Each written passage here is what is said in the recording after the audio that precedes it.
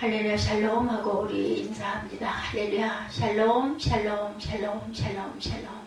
하나님 사랑합니다. 여러분 주 안에서 사랑합니다. 마가복음 12장 38절에서 44절 말씀이죠. 서기관들을 삼가라. 예수께서 가르치실 때 이르시되 긴 옷을 입고 다니는 것과 시장에서 문안받는 것과 회당의 높은 자리와 잔치의 윗자리를 원하는 서기관들을 삼가라. 그들은 과부의 가산을 삼키며 외식으로 길게 기도하는 자니 그 받은 판결이 더욱 중하리라 하시니라.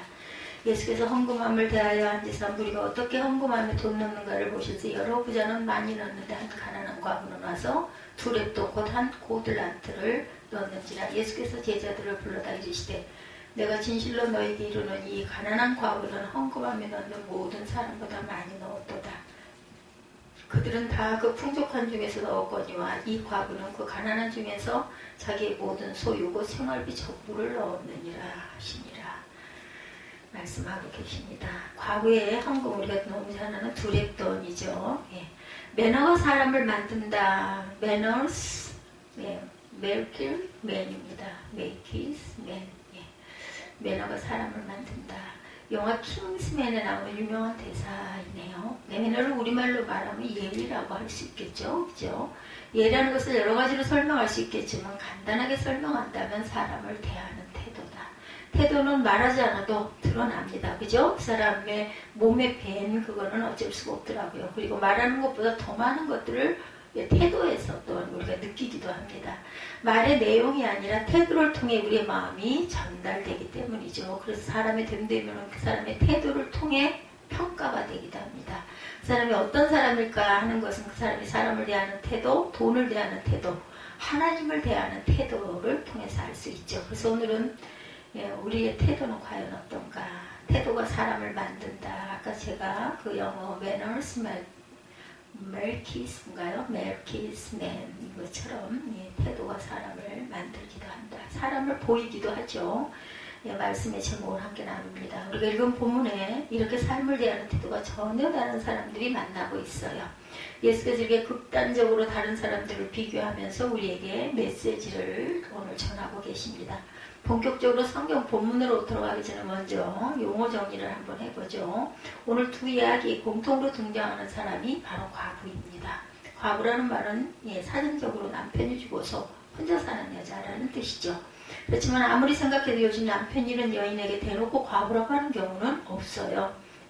성경의 번역이라 하더라도 말하는 사람이라 듣는 사람이 불편하다는 생각이 들죠. 그럼 고급적인 표현, 미망인이라는 단어를 쓰기도 하죠. 근데 성경 말씀을 증거하고 전할 때는 과부의 두 렙돈이니까 그냥 상관없다고 생각을 합니다. 미망인이라는 말은 아직 죽지 않은 사람이라는 뜻입니다. 미망인, 그죠? 아직 망인이 되지 않았다. 이 말은 남편이 죽으면 예전에 그럴 때가 있었던 게죠. 따라 죽어야 하는데 아직 살아있다는 뜻을 담고 있는, 어떻게 보면 굉장히 강하게 무섭고도 구시대적인 말이기도 하죠. 말은 이쁘게 생겼는데 미망인, 그죠? 오늘 설교에서는 과부라는 단어, 또 같이 중립적인 홀로 된 여자 이런 얘기도 괜찮겠죠. 오늘 말씀은 두 가지 이야기로 구성되어 있어요. 첫 번째 율법학자들에 대한 이야기, 두 번째는 부자들과 홀로 된 가난한 여인의 헌금 이야기입니다. 내게 있는 모든 것을 드리라는 뻔한 주제의 설교를 하고 싶지는 않아요. 그러나 겁먹지 말고 우리가 함께 그 마음의 부담이 전혀 없이 같이 나눕니다. 먼저 첫 번째 이야기부터 살펴봅니다. 38절에 예수께서 가르치시면서 이렇게 말씀하시죠. 율법학자들을 조심해라. 그들은 예복을 입고 단계를 좋아하고 장터에서 인사받기를 좋아하고 회당에서 높은 자리에 앉기를 좋아하고 잔치에서는 윗자리에 있기를 좋아한다. 그들은 과부들의 가산을 삼키고 남에게 보이려고 길게 기도한다. 이런 사람들이야말로 더 엄한 심판을 받을 것이다. 예수님은 율법학자를 조심하라고 말합니다. 율법학자들은 구약의 율법을 연구하는 사람들이기 때문에 우리가 생각하기에 오늘날의 성직자와 비슷한 위치라고 생각하기가 쉽습니다. 그렇지만 이 시대의 율법은 단순히 종교적인 가르침에 대한 교리가 아니죠. 이 시대의 율법은 종교생활뿐만 아니라 삶의 모든 부분을 판단하는 기준이 되었어요. 그러니까 율법학자들은 오늘날로 말하면 법률가이자 신학자라고 생각하면 될 것 같아요. 율법학자의 판단이 모든 사람들의 삶을 좌우할 수 있는 대단한 능력을 가진 사람들이죠. 그들은 유대인들의 의회인 사내들인의 회원이었고 각종 민사 형사 재판의 재판관으로도 참여했습니다. 그러니까 요즘에 그 신학자들보다 훨씬 권위가 있네요. 그죠? 그들은 자신의 권위를 내세우기 위해 예복을 입고 다니기를 좋아했어요. 그렇다 예를 들면 법관이 법복 입는 거 비슷하게 옷을 입고 다녔던 거죠. 누가 보더라도 율법학자임이 드러나기 위해서입니다. 그러니까 막 뭐랄까 자긍심을 가졌던 거죠. 율법학자를 상징하는 예복을 입고 다니면 사람들은 알아서 인사를 하고 어디를 가나 내빈석이 마련되어 있기도 했다고 그래요. 구별이 된 거죠. 그들은 그런 대접을 받는 것을 당연스럽게 여겼고 그것을 즐겼습니다. 늘 목에 힘을 주고 다니는 사람들. 자신들이 가지고 있는 법적인 지식이 그들에게 힘을 주었겠죠. 그들은 그런 힘을 이용해서 잘 먹고 잘 살았죠. 근데 자신이 잘 먹고 잘 살기 위해서 악한 사람들을 또한 악한 사람들이 아니라 약한 사람들을 이용했습니다. 보면 40절 말씀에 율법학자들은 홀로 된 여인들의 가산을 삼켰다 이렇게 나와 있죠. 제가 그래서 말씀을 바꿨네요. 이제 기억이 납니다. 그들은 과부의 가산을 삼키며 외식으로 길게 기도하는 자니 그 받은 판결이 더욱 중하리라 하시더라. 41절에 예수께서 헌금함을 대하여 앉으사 우리가 어떻게 헌금함에 돈 넣는가를 보실세 여러 부자들은 많이 넣는데 한 가난한 과부는 와서 두렵던 곳 한 고드란트를 넣는지라 이렇게 얘기를 하고 있습니다. 홀로 된 여인들의 가산을 삼키는 그런 홀로 된 여인 과부. 당시 홀로 된 여인들은 사회 전망의 바깥에 있는 사람들이에요. 지금도 상당 부분 그렇지만 2000년 전에는 더욱 심각하게 남성 중심 사회였죠.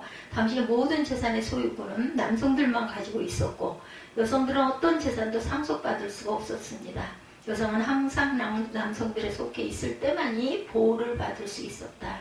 결혼을 하기 전에는 아버지의 울타리 있어야 했고 결혼하면 남편이 죽으면 아들이 있어야만 그들에게 속한 재산권을 함께 누릴 수가 있었어요. 여인들은 만약 결혼했는데 남편이 죽었어요. 근데 재산을 상속받을 아들이 없다고 한다면 남편의 재산은 다른 가까운 친척들에게로 넘어갑니다. 얼마나 기가 막혔을까요? 아무리 자신의 권리를 주장해도 남편의 재산을 상속받을 길이 없었어요. 여인들은. 율법학자들은 그런 법에 대해 잘 알고 있었고 그들은 그렇게 남편을 잃은 홀로 된 여인들에게서 재산을 가르칩니다. 서류를 꾸미고 이런 거 잘 했겠죠. 그리고 자신이 남편의 기업을 물을 자, 다시 말해 상속권이 있다는 것을 증명하면 홀로 된 여인에게서 모든 재산을 가르칠 수가 있었던 거예요. 그들은 그렇게 힘없고 가난한 사람들의 재산을 자신의 권위를 이용해서 삼켜서 자신의 재산을 늘려나갔습니다. 그러면서도 남들에게 자신이 얼마나 신실하고 믿음 좋은 사람인지 드러내려고 사람들이 다니는 넓은 광장에서 남들보다 훨씬 길게 기도합니다. 예수님은 그런 율법학자들의 거짓된 모습을 고발합니다. 그런 거를 꿰뚫어 보고 아셨겠죠. 그죠? 그들은 똑똑하고 권위 있고 부유하고 거룩한 듯 보였지만 실상은 홀로 된 여인들의 재산을 빼앗는 아주 파렴치한 사람들이었다. 그러니까 우리는 그 한 달란트를 넣었던 그 가난한 불쌍한 과부 이렇게만 생각을 했는데 이 뒤에는 이 율법학자들이 이렇게 그때 홀로 된 여인들을 착취했다라는 거죠. 그러니 예수님이 얼마나 그게 가증하고 싫었겠어요. 그런 사람들을 조심해야 한다라고는 본문이 경고합니다. 12장 내용이 보면 포도원 농부의 그 비유 그리고 또한 하나님의 도를 가르치시는 내용 그 가장 큰 계명 이웃을 사랑하라 이런 얘기들만 굉장히 크게 부각이 되고 그 과거의 그 두렵돈 이거는 그 아주 작은 거를 냈지만 정말 있는 모든 걸 냈다 이 부분으로만이었지 이런 율법학자들이 가난한 과부의 재산을 이런 식으로 착취했다는 것은 우리들이 별로 많이 다르고 그 부분을 통해서 우리가 그 은혜를 받지 못했던 것 같습니다. 그 다음 이야기로 넘어갑니다. 삐당에서 헌금을 하는 광경이 나오죠. 우리가 너무 잘 아는 그리고 항상 본문이 되었던 본문에서 헌금의 이야기가 나오니 예배 시간에 헌금하는 풍경을 떠올리죠. 본문의 헌금은 그것과 내용이 좀 다릅니다.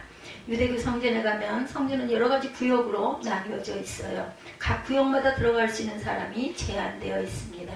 제사장의 뜰이 있는데 그곳은 제사장만 출입하는 곳이었고 이곳에 지성소와 제단이 있습니다. 이스라엘의 뜰이 있었는데 이곳은 유대인 남성들만 출입할 수 있었고 그곳은 제사장에게 제물을 바치는 곳이죠. 이스라엘 뜰을 나오면 여인들의 뜰이 있어요. 이스라엘의 남성과 여성들만 들어갈 수 있습니다. 예수님은 가장 바깥쪽에 있는 이방인의 뜰을 지나서 여인의 뜰에 들어가십니다. 여인의 뜰에는 나팔 모양의 헌금함이 13개가 놓여 있었습니다. 그런 그 뜰에 있는 13개 헌금함은 각각 목적을 가지고 있었는데 9개는 성전 제사나 희생제물 대신 바치는 헌금을 넣는 곳이었고 4개는 성전을 수리하거나 장식하기 위한 헌금을 넣는 곳이었어요. 우리가 이런 건 조금은 알고 가야 됩니다. 아, 그 뜰에는 그렇게 있고 우리는 그냥 교회 들어오면 헌금함 하나가 있거나 아니면 그냥 헌금을 단상에 올리거나 이런 방법이지만 예전에 그때 구약시대는 이렇게 헌금함들이 쓰일 목적들이 따로따로 많은 개수가 늘어놓여져 있었다라는 거, 그리고 뜰이 있고 이방인의 뜰이 있고 그리고 또한 꼭 들어갈 수 있는 유대인들의 뜰이 있고 남성의 뜰이 있고 여성의 뜰이 따로따로 구분이 되어 있다. 이 정도는 알아야 이해가 되겠죠. 예수께서는 이 헌금함 중에서 어떤 헌금함인지는 모르지만 헌금함의 맞은편에 앉아서 사람들이 헌금하는 모습을 지켜보고 계십니다. 41절 마지막 부분에 보면 예수께서 헌금함을 대하여 앉으사 무리가 어떻게 헌금함에 돈 넣는가를 보실세 여러 부자는 많이 넣는데 한 가난한 과부는 와서 두 렙돈 곧 한 고드란트를 넣는지라 이렇게 설명되어 있어요. 그죠? 예, 그들은 자신이 얼마나 신앙이 대단한지 얼마나 부유한지를 보여주려는 듯 자랑스럽게 뚜벅뚜벅 걸어나가서 남들이 봐주기를 바라는 마음으로 당당하게 헌금을 합니다. 오늘 말씀에 많이 넣는 부자라고 되어 있는데 여기서 넣다라는 표현은요 헬라어 원문에 던지다라는 뜻을 가지고 있습니다. 그냥 한 번 던진 것이 아니라 반복하여 계속해 던졌다라는 의미입니다. 옛날에는 지폐가 없으니까 동전만 사용을 했는데 얼마짜리 동전인지는 모르지만 헌금함에 동전을 한 번에 드린 것이 아니라 계속해서 던졌다라는 거 얼마나 많은 숫자를 넣겠습니까? 그렇죠? 상상이 되죠? 그러니 누가 보더라도 저 사람은 정말 헌금을 많이 하는구나 라는 것을 알 수 있었던 것이다.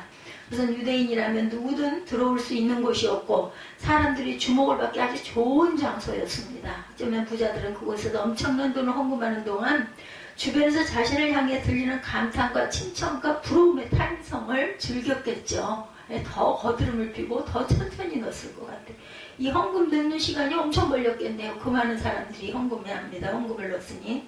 근데 그곳에 가난한 데다가 홀로 된 여인이 나타납니다. 그녀의 손에는 렙돈 동전 2개가 있는데 오늘날 돈으로 환산을 해서 보면 2020년 기준으로 봤을 때 최저 시급이 7,530원, 7,800원 이렇게 된다면 하루에 8시간 노동을 했다면 하루에 벌 수 있는 돈은 6240원, 그 기준으로 했을 때 그것을 옛날 이스라엘의 그 품삯이 1드라크마 데나리온이라고 한다면 두 렙돈은 하루 품삯의 64분의 1입니다. 64분의 1.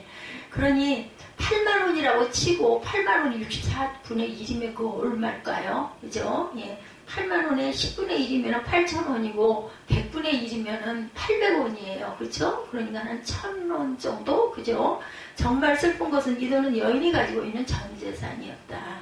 그냥 비유로 제가 계산을 잘 못하니까 그냥 넉넉히 1,000원이라고 한다 하더라도 이 여인의 전 재산이 1,000원도 안 됐던 거라는 거예요. 요즘에 1,000원 갖고 우리 뭐 해요? 뭐 살 수 있어요? 뭐 먹을 수 있나요? 부자들이 자랑하듯 경쟁하듯 비싼 동전을 계속해서 헌금함에 집어넣고 있을 때 그들 틈바구니에서 랩돈 동전은 얼마나 초라했을까요? 그죠? 부끄러워서 넣기도 좀 민망할 수도 있을 거예요. 그죠? 더구나 랩돈 동전은 성전에서 사용할 수 없는 동전이었다고 합니다. 왜냐하면 랩돈 동전은 사람의 얼굴이 새겨져 있는 헬라 동전이기 때문이에요. 어떤 형상도 만들지 말라는 율법에 따라서 헬라 동전의 사람 얼굴은 우상으로 취급이 되었다고 합니다. 지금 성당에서는 그 모든 조형물, 그 조그마한 형상들 그런 거 다 만들어 놨기 때문에 그래서 옳지 온전치 않다라는 이야기를 하죠. 성전에서 우상에서 오죽하면 십자가도 어떤 교단에서 없앤다고 그러죠. 네. 근데 이걸 우상으로 봅니까? 예수님이 십자가에 못 박히셔서 그 보혈의 상징으로 저는 이 십자가를 볼 때마다 보여집니다. 그래서 헬라 동전의 사람 얼굴은 우상으로 취급이 되어서 성전에서는 우상이 새기지 않은 유대 동전으로 환전을 해야 했대요. 하지만 그녀에게는 금지된 동전 랩돈 2개가 전 재산이었고 성전에서는 그 돈을 환전할 수가 없죠. 랩돈과 같거나 작은 가치의 유대 동전이 존재하지 않았기 때문입니다. 이 여인은 손에 하나에 500원도 안 되는 동전 2개를 만지작거리면서 헌금함 앞에서 서성거려 넣고는 싶은데 이걸로는 넣을 수가 없고 이걸 어떻게 쓰면 좋을까? 얼마나 마음이 안타까웠겠습니까? 그리고 용기를 내서 자신에게 남은 마지막 돈 1,000원도 안 되는 900, 800원 정도를 전부를 헌금함에 드립니다. 과연 이 여인은 무슨 심령으로 자신의 모든 것이라고 하기에도 초라하다고 하기에는 너무나 절실한 이 두랩돈을 헌금함에 넣었을까요? 여러분들, 홀로 된 여인이 가난하다는 것은 가족의 도움을 받지 못하고 있다는 뜻이기도 합니다. 아마도 이 여인은 남편이 죽은 데다가 아들도 당연히 없었겠죠. 게다가 시댁 식구들도 남편이 죽은 이후로 아무도 도움을 주지 않고 나 몰라라 하고 있었을 것입니다. 자신들도 먹고 살기 힘든데 남편 죽은 며느리까지 입을 거기다 댈 수 있게 하기나 했겠습니까? 그 시대에. 그걸 어떻게 그럴 수가 있어 소리를 할 수가 없어요. 그 시대의 풍경을 우리가 거기 살아보질 않았기 때문에 오죽이나 하면 그랬을까 이렇게 저는 이렇게 생각이 됩니다. 얼마 되지 않은 재산도 위의 이야기에 나오는 율법학자 같은 사람에게 뺏겼을지도 모릅니다. 이 여인도 세상에 도무지 의지할 곳이 없는 그런 사람. 그러니까 그저 이삭을 남겨놓죠. 밭이나 눈에다가 이삭 죽기를 하게끔 굶어 죽을까봐. 그래서 그런 것들이 생겼을 겁니다. 세상에 도무지 의지할 곳이 없는 이 여인이 성전에 나온 거예요. 하나님 앞에 나왔지만 성전에서 그에게 허락하는 것은 여인의 뜰까지였다. 이스라엘의 뜰에 나아갈 수는 없었습니다. 여성이었고 하나님께 바칠 재물도 없었고 이곳이 그녀가 하나님께 가장 가까이 갈 수 있는 곳의 한계였고 이 여인은 누구보다 절박합니다. 지금 주머니에 달랑 1,000원도 안 되는 그 금액, 그 동전 2개, 그 돈으로 하루 저녁 끼니도 때울 수가 없어요. 당장 그 1,000원으로 한 끼를 때운다 해도 희망은 없습니다. 마찬가지로. 그거 아시죠? 기름통에 있는 가루와 그 기름으로 그 떡을 구워 먹고 죽으려고 했던 그 과부와 아들 둘의 그 이야기, 그죠? 남편도 자식도 친척도 자신을 도울 누구도 없는 누구보다 답답하고 애달픈 마음으로 하나님 앞에 나온 거예요. 하나님 앞에 하소연하고 싶고 하나님의 도우심이 간절히 필요했어요. 그러나 재물을 바칠 형편도 안 되고 재물을 대신해서 바칠 돈도 없습니다. 두랩돈의 동전은 이 여인의 최우선이었고 최고였어요. 금지된 동전, 더구나 초라한 액수, 무엇 하나 드릴 수 없었고 드러내고 싶지 않은 것, 심지어 그것이 자신의 마지막 남은 동전이라는 것도 자랑할 만한 것은 절대 아닙니다. 아무도 모르게 드렸지만 예수님은 그 맞은편에서 모든 것을 보고 계셨어요. 예수님이 그 맞은편에 안 계셨다고 해서 모르실까요? 못 보실까요? 그건 아니잖아요. 지금 우리 눈에 예수님이 보이지 않지만 성령께서 우리의 모습, 우리의 마음, 우리의 그 모든 중심까지도 보고 계시지 않습니까? 이렇게 생각할 때 우리가 어떻게 경외하지 않을 수가 있겠고 나쁜 마음을 품을 수가 있겠습니까? 정말 이 여인, 그것이 자신의 마지막 남은 동전이라는 거 자랑할 수도 없는, 아무도 모르게 드렸지만 예수님은 보고 알고 계셨듯이 오늘도 저와 여러분을 보고 알고 계시다는 것. 예수님은 헌금하는 사람들 한참 관찰한 뒤에 말씀하시죠. 43절이죠. 내가 진정으로 너희에게 말한다. 헌금함에 돈을 넣는 사람들 가운데 이 가난한 과부 어느 누구보다 더 많이 넣었다. 44절에 모두 다 넉넉하면서 얼마씩을 떼어내었지만 이 과부는 가난한 가운데서 가진 건 모든 것, 자기 생활비 전부를 넣었다. 남들이 보기엔 엄청난 돈을 넣는 것 같았지만 부자들에게 있어서는 자신의 넉넉함의 일부였고 그 돈이 없어서 사는데 아무런 지장이 없습니다. 근데 홀로된 여인에게 있어서 두랩돈은 자신의 생활비 전부였어요. 심지어 그녀에게는 랩돈 동전이 2개가 있었고 2개 중에 1개는 드리고 1개는 가지고 있을 수도 있었을 텐데 모두 다 몽땅들이죠. 하나님께 두랩돈을 드리는 순간 확실한 것은 그날 저녁은 굶어야 돼요. 먹을 수가 없습니다. 그렇지만 그것을 아끼고 드리지 않는다고 해서 그녀의 삶이 보장되는 것도 아니죠. 겨우 두렵던 어찌의 삶이 연장될 뿐입니다. 오늘 말씀을 시작하면서 태도가 사람을 만든다. 아까 제가 초두에 말했어요. 오늘 등장인물들의 가장 큰 차이는 그들의 재산이나 사회적 지위가 아니고 하나님 앞에서의 태도의 차이입니다. 율법학자들이나 부자들은 모두 사람들 앞에서 자신을 높이고 내세우고 싶어합니다. 그들의 신앙생활은 하나님을 향해 하고 있는 듯 보였지만 사실은 사람을 향해서 하고 있었어요. 그렇죠? 예. 율법학자들, 예, 바리새인들, 사람들에게 보이기 위한 기도, 사람들에게 인정받고 높임받기 위한 헌금이었습니다. 그들은 많은 것을 가지고 있었고 그것으로 많은 것을 누리고 살았습니다. 하나님께 헌신하는 듯 보였지만 하나님을 섬기느라 감수해야 하는 고난이 없었어요. 항상 안전한 생활을 넘어서지 않았습니다. 그들은. 그렇지만 홀로 된 여인은 모든 것이 부족하고 결핍된 사람이었음에도 불구하고 누구도 높여주지 않았고 아무도 알아주지 않아요. 모든 것을 잃었고 심지어 뺏기기까지 했습니다. 그런데 그녀는 하나님께 나아갑니다. 원망도 안 해요.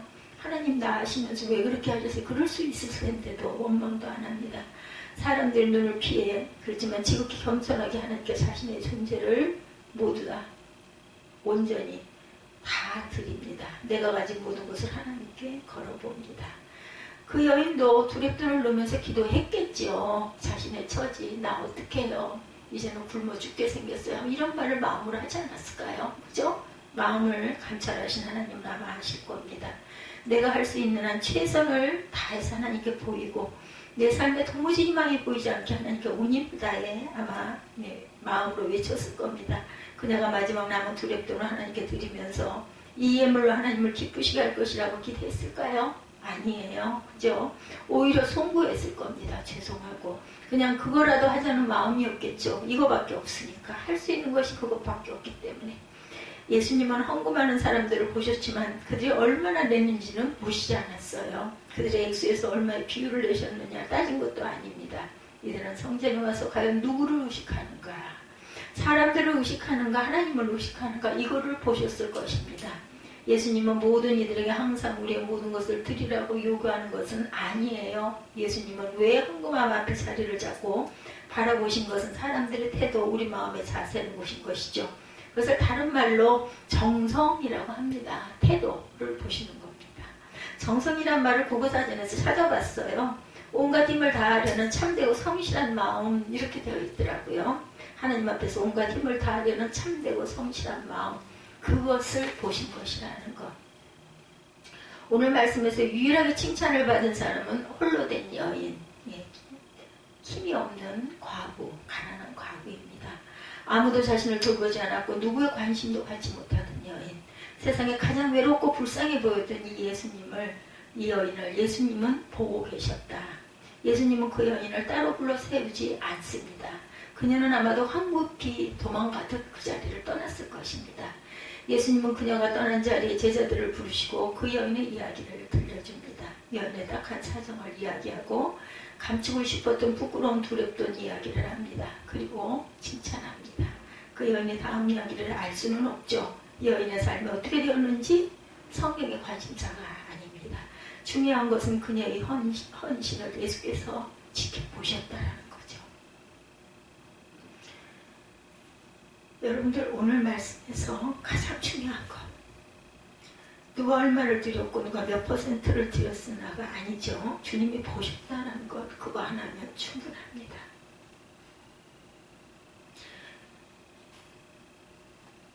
여인은 온 힘을 다해 하나님께 자신의 마음을 드렸고 예수께서는 그 모습을 지켜보셨고 더 이상 다른 이야기가 필요가 없습니다. 예수께서 알아주셨으니 된 거죠. 이 여인에게는 구원과 영생이 보장이 됐겠죠. 지금은 공고하고 희망이 없고 정말 절망 가운데 있다 할지라도 우리의 몸을 벗고 나면 영원한 생명이 주어지죠. 그것이 가장 긴 것입니다. 우리는 사람들과 더불어 하나님을 믿는 사람들이에요. 그렇지만 사람들에게 보여주기 위해 믿는 것이 아니라 하나님을 만나기 위해서 믿으시기 바랍니다. 우리 새벽교회 사람들에게 보이기 위한 신앙생활을 방지하기 위해서 헌금장, 그 명단 이런 것들 우리는 그저 11조 이것만 있지 그런 게 없어요. 그런데 누가 알아요? 제가 알죠. 우리 교회는 작은 교회이기 때문에 재정위원이 따로 있으면 저도 모릅니다. 그래서 아직 그거를 다 분류를 해서 나눠 놓는다고 하더라고요. 어떤 부사님 그 예화 가운데 읽어보니까 누가 헌금을 얼마를 했는지 11조를 얼마나 하는지 정말 본인은 보면 보겠지만 안 본다고 그러더라고요. 그렇게 되다 보면 사람들을 대하는 태도가 인간이다 보니 달라질 수밖에 없을 것 같아서 절대로 거기에 관여를 하지 않는다. 이런 걸 제가 보고 참 나는 그런 면에 있어서는 정말 하나님이 나를 신뢰하시는구나 하는 생각을 했습니다. 네.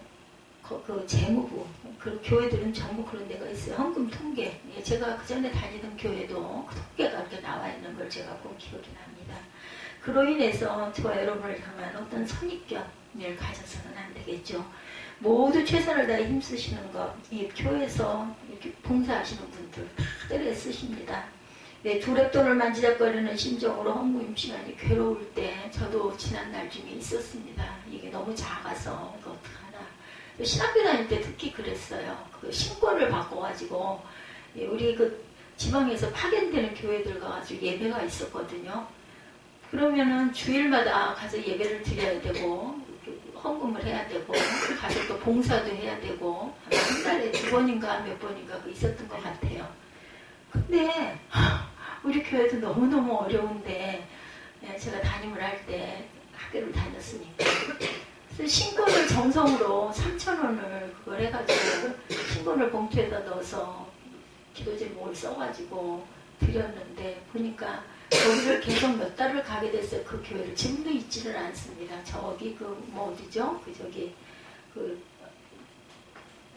저쪽 김포 쪽으로 쭉 들어가가지고 교회가 상당히 큰데 다 무너지고 딸이 그 교회를 딸의 그 모든 돈을 다 털어가지고 몇 억을 들여서 그 빌린 땅에다가 그걸 해놓으면 나중에 거기가 교회 자리로 그게 나온다고 그래가지고 그걸 지었나 보더라고요. 그랬는데 성도가 좀 있었는데 다 떠났나 봐요. 기간이 또 오래되면서 어려움이 자꾸 밀려오고 하다 보니 거기 여자 목사님이셨는데 제가 사무엘을 데리고 자주 갔습니다. 갈 때마다 아이를 데리고 가가지고 아이는 이제 재밌다고 탁구도 치고 놀고 이제 그러고 싶어 하니까.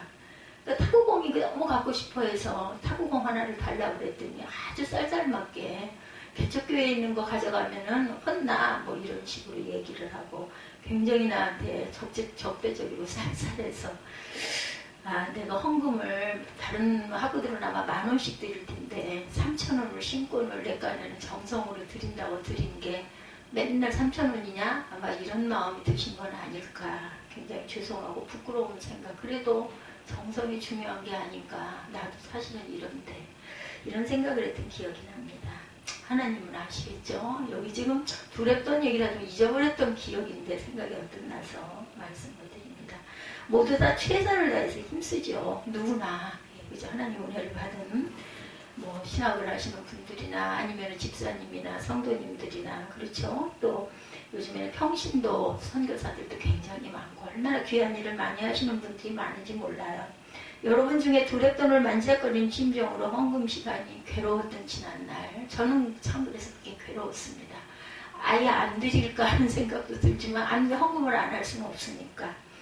예, 그 다음에는 제가 10,000원권을 드렸던 기억이 납니다. 한 1, 2만원 정도를 2번인가 드리고 거기를 더 이상 안 갔어요. 왜냐면 아이가 가서 같이 밥도 먹었고 하다 보니 정말 밥값도 안 되지 않아 이렇게 하시는 것 같아가지고 마음은 원이지만 드리고 싶어도 드리지 못하는 그러한 경우 이 두렵돈이 과거 같은 이렇게 딱하지는 않지만 요즘에 사실 이런 분은 안 계시지만 아마 그런 지경에 계신 분들도 있지 않겠습니까? 작은 교회를 섬긴다는 것이 부담스러워서 인원이 적은 저희 교회 같은 경우는 오셨다가 그때 어떤 신학생도 그게 부담이 된다 하시면서 가셨던 말을 들은 기억이 있습니다. 와가지고 뭘 안 할 수가 없다는 거죠. 사람이 너무 없다 보면 뭐가 됐든 해야 되니까 그게 부담이 된다. 사람들의 눈을 의식하지 말고 하나님만 바라보셨으면 좋겠습니다. 신앙생활을 하다 보면 사람들이 자꾸 보이죠. 사람들이 눈이 의식되고 사람들이 하는 말이 거슬리기도 합니다. 좋은 의미든 나쁜 의미든 그렇죠. 그것이 때로 우리에게 적당히 자극이 되기도 하고 힘이 되기도 하는데 그렇지만 정말 중요한 것을 잊지 말아야 하는 것. 우리가 교회 나오는 것은 근본적으로 하나님을 만나기 위해서 나오시는 거라는 것. 주일마다 교회 나오는 목적은 분명해야 합니다. 하나님을 만나러 나오는 모습. 가장 아름답게 가장 예쁘게 가장 좋은 곳으로 그리고 가장 건강한 모습으로 아니면 몸이 너무너무 약해도 가장 가고 싶은 곳이 주일날 교회가 되었으면 좋겠습니다. 우리의 지금 몸가짐과 마음가짐, 우리의 정성, 하나님을 향한 나의 간절함을 돌아보시기 바랍니다. 지금 하나님의 나라 어떻게 보고 계실지 알고 계시잖아요. 하나님께서는.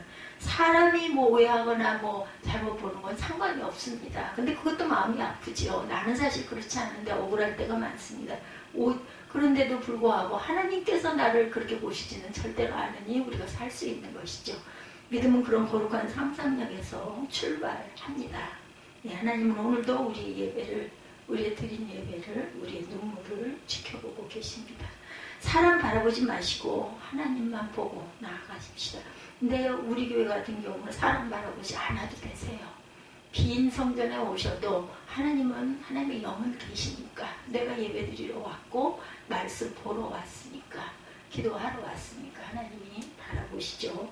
우리의 간절한 마음이 틀림없이 주님 앞으로 주님 앞에 상달되는 예배와 믿음과 헌물이 될 것을 주님의 이름으로 축복합니다.